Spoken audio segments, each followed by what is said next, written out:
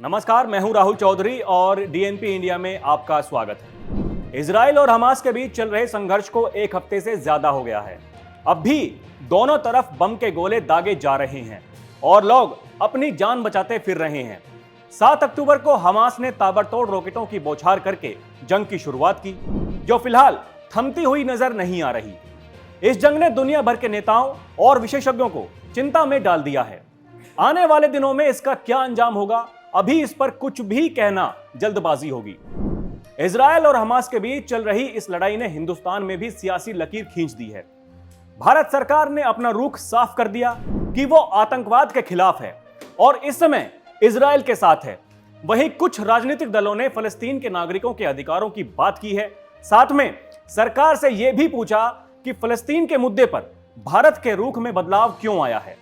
बीते शनिवार को जब हमास ने इजराइल पर रॉकेट बरसाए तो उसके कुछ घंटों के बाद ही प्रधानमंत्री नरेंद्र मोदी ने एक्स पर पोस्ट कर इसे आतंकी हमला करार दिया और कहा कि इस मुश्किल वक्त में वो इजराइल के साथ है। उसके बाद इजराइल के प्रधानमंत्री बेंजामिन नेतन्याहू से फोन पर भी उन्होंने बात की और फिर दोहराया कि वो भारत यानी इजराइल के साथ खड़ा है। आपको बता दें कि 13 अक्टूबर 2023 को दिल्ली में हुए P20 समिट में भी पीएम मोदी ने आतंकवाद पर चर्चा की और हमास पर निशाना साधा। हालांकि अपने संबोधन में उन्होंने इजराइल, फलस्तीन या हमास का नाम नहीं लिया। पीएम मोदी ने कहा कि पूरी दुनिया संकट से घिरी है और सबको साथ मिलकर चलने की जरूरत है। उन्होंने आतंकवाद के खिलाफ सबको एकजुट होने पर जोर देते हुए कहा कि दशकों से भारत आतंकवाद का दंश झेल रहा है। पीएम मोदी ने आतंकवाद को बड़ी चुनौती बताते हुए कहा कि यह कहीं भी, किसी भी कारण से, किसी भी रूप में हो, मानवता के खिलाफ है। हम सभी को सख्ती बरतनी होगी। इजराइल और हमास के बीच जारी जंग को लेकर पूरी दुनिया दो खेमों में बट गई है।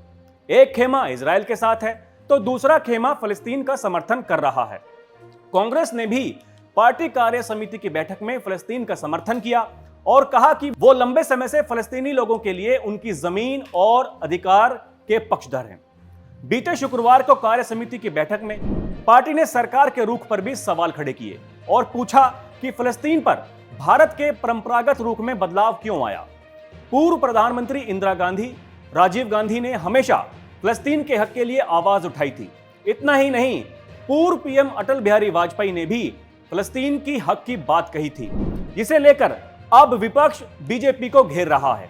इस पर विदेश मंत्रालय ने साफ किया कि फलस्तीन पर भारत ने अपना रुख नहीं बदला है, वो सिर्फ आतंकवाद के खिलाफ है। कांग्रेस के इन बयानों के बाद इजराइल हमास युद्ध ने भारत में सियासी रंग ले लिया है।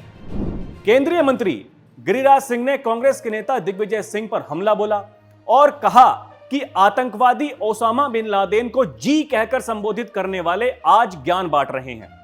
असम के मुख्यमंत्री हिमंता बिस्वा शर्मा ने शनिवार को कहा कि इजराइल के खिलाफ युद्ध में जो लोग फलस्तीनी संगठन हमास का समर्थन कर रहे हैं, वो दरअसल आतंकवाद की हिमायत कर रहे हैं।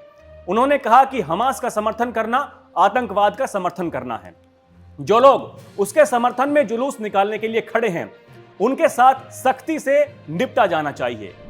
वहीं AIMIM प्रमुख असदुद्दीन ओवैसी ने कहा कि फलस्तीन मुद्दा केवल मुसलमानों का मुद्दा नहीं है, बल्कि ये मानवीय मुद्दा है और ये उन सभी से जुड़ा मामला है जो इंसाफ चाहते हैं। उन्होंने कहा कि हम अपने प्रधानमंत्री से कहना चाहेंगे, मोदी जी, गाजा में फलस्तीनियों पर किए जा रहे अत्याचार को रुकवाइए, फलस्तीनी लोगों के साथ एकजुटता दिखाइए। 21 लाख लोगों में 10 लाख लोग बेघर हो गए हैं। उन्होंने आरोप लगाया कि इजराइल युद्ध अपराध कर रहा है और भारत सरकार और देश को उसकी निंदा करनी चाहिए। वहीं हुर्रियत कॉन्फ्रेंस के अध्यक्ष अमर फारूक ने कहा कि अब समय आ गया है कि वैश्विक समुदाय इस मुद्दे का न्यायसंगत समाधान खोजने की अपनी जिम्मेदारी निभाए। फारूक ने कहा कि इस मुद्दे पर एक तरफा निर्णय नहीं हो सकता। फलस्तीन का मुद्दा लंबे समय से लंबित मुद्दा है और इसका उचित समाधान निकाला जाना चाहिए। फलस्तीन के लोगों के अधिकार उन्हें वापस दे दिए जाने चाहिए। उनका राष्ट्र और उनकी जमीन उनसे छीन ली गई है। इससे ज्यादा अत्याचार और क्या हो सकता है। वहीं एनसीपी के प्रमुख शरद पवार ने भी इजराइल फलस्तीन मुद्दे पर फलस्तीन के लिए अपना समर्थन जताया और भारत सरकार के रुख पर सवाल उठाए हैं।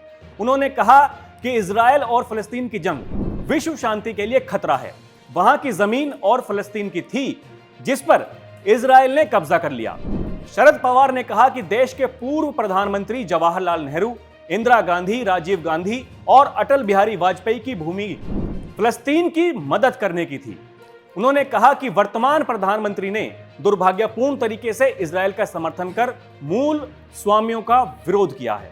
वहीं जमीयत एएम समूह के अध्यक्ष और मुस्लिम वर्ल्ड लीग के संस्थापक सदस्य मौलाना अरशद मदनी ने कहा कि जमीयत फलस्तीन के संघर्ष की हमेशा से समर्थक रही है।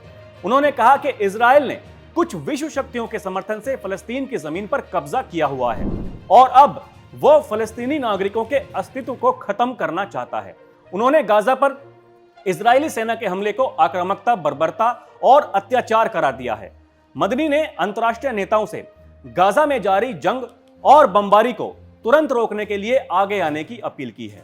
वहीं इजराइल और हमास के बीच जारी युद्ध के मुद्दे पर विदेश मंत्री एस जयशंकर ने संयुक्त अरब अमीरात के शेख अब्दुल्ला बिन जायद अल नयान से बात की और उन्होंने एक्स पर एक पोस्ट करके बताया कि दोनों देश इस मुद्दे पर संपर्क बनाए हुए हैं। इजराइल और हमास युद्ध को लेकर प्रधानमंत्री मोदी के रुख पर विशेषज्ञों की भी अलग अलग राय है। जहां कुछ ने इजराइल के साथ एकजुटता और आतंकवाद के प्रति भारत सरकार के सख्त रवैये की सराहना की, वहीं कुछ विशेषज्ञों ने ऐसा माना है कि भारत को इस मुद्दे पर अपने पुराने स्टैंड को ही दोहराना चाहिए था। वैसे यहां मतलब बिल्कुल साफ है। इजराइल हमास विवाद पर हमारे देश के नेताओं, लोगों के अलग अलग विचार हो सकते हैं, अलग अलग मत हो सकते हैं। हम यहां ना तो किसी के पक्ष की बात कर रहे हैं और ना ही विपक्ष की। सबको अपनी अपनी सोच है, अपने विचार हैं, अपनी बुद्धि है, लेकिन क्या आतंकवाद का पक्ष करना सही है? सोचिएगा जरूर। नमस्कार।